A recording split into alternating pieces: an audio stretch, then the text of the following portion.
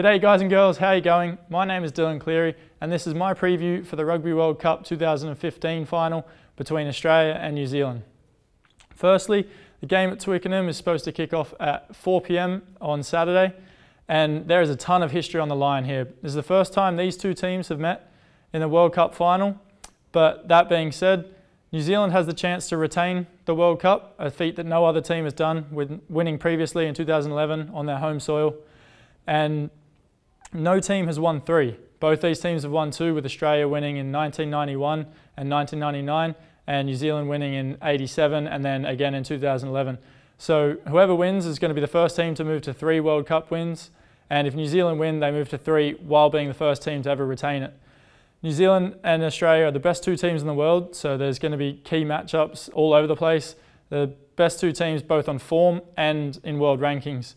Going into the tournament, these two teams were playing outstanding, and they've continued that throughout the tournament. This is everyone in the Tasman's dream final, obviously, between these two countries. But the way that these two teams play, if you'd asked the rest of the world who their dream final would be if their home nation wasn't in it, I'm sure the majority would have come back and said Australia and New Zealand, because they've just been playing that well, and it's that entertaining that the rest of the world wants to see it too. So it's a Southern Hemisphere clash, and matchups all over the park are going to have a huge influence on this game. Specifically the breakdown. Whoever can win the battle of the breakdown will go a long way towards winning this test match, and then obviously becoming the first team in history to win 3 World Cups. The combination of Michael Hooper and David Pocock for Australia up against Richie McCaw for New Zealand, they've been phenomenal for a long time, and obviously Richie McCaw is retiring after this. He's been one of the best number 7s that the game has ever seen. He's been doing it for a long time. Michael Hooper and David Pocock are playing unbelievable at the moment. David Pocock is an absolute monster. I swear he's like the size of the Hulk. He's got an engine on him. He can pilfer the ball from anywhere. He's been credited with 14 turnovers, which is the tournament leader in that category. But if Australia can control the breakdown, they're going to go a long way to getting quick ball and then crossing that advantage line often. And obviously quick ball is huge for both these two teams. They love playing attacking type of rugby, and their back three for both teams respectively. Australia has Izzy Folau, Adam Ashley-Cooper and Drew Mitchell up against Ben Smith, Julian Savea, who's scored 8 tries this tournament and is the leading try scorer, and Milner Scudder for New Zealand. Those three for both teams are just scintillating.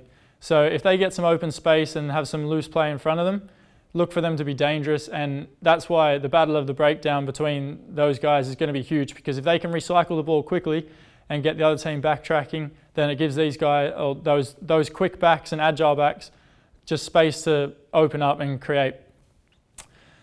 That being said as well, the battle of the fly halves as well, with Dan Carter up against Bernard Foley.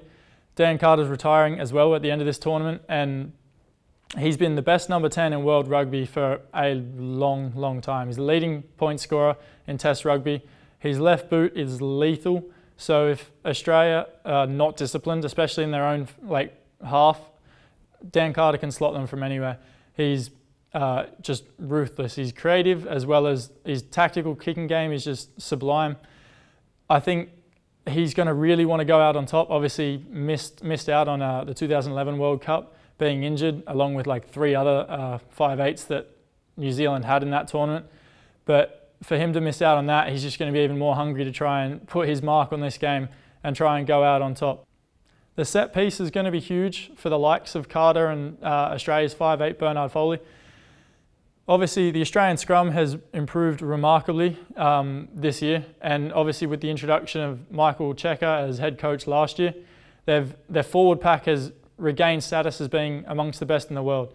They were always regarded as a team that was great, but up until last year, their forward pack was arguably the laughing stock of the top 10 nations in the world, really. The scrum was a place where other teams would just lick their lips, as it was a cheap and easy opportunity for them to get penalties and either get out of their half and gain field position, or to take a quick and easy 3 points, knowing that Australia's scrum was just going to break down.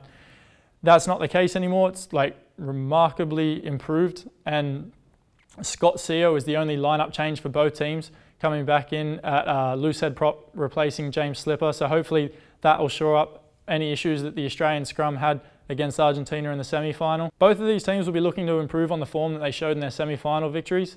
The Wallabies took care of Argentina, but their defence wasn't anywhere near as good as they probably would have liked or has been during the tournament. The All Blacks overcame South Africa in an absolutely bruising physical encounter, so we'll see how they pull up for the final. Obviously, I think substitutions will be a big part for both teams and how the head coaches manage replacements, and they could very well prove to be the difference, especially in a game that's bound to be physical and demanding. An injection of life, or someone like Kurtley Beale or Sonny Bill Williams, an introduction of them in like the 60th minute could prove huge. But other than that, both these teams are playing high octane type rugby, and it's going to be great game to watch. And I hope the weather stays dry so that obviously there's that really attacking, entertaining, energetic brand of football that we've come to know from both these two teams. Yeah, that's been my video. I hope you guys watching have enjoyed it. I hope you people at the game on Saturday in for a treat and some great running rugby. I hope those watching the game at home enjoy it. And my name's Dylan Cleary. Hope you enjoyed my video, and I'll be back with a recap of what's happened, and hopefully, obviously this is a biased opinion, but hopefully we can be talking about a Wallabies win and a third World Cup title. So yeah, thanks very much for watching, and cheers.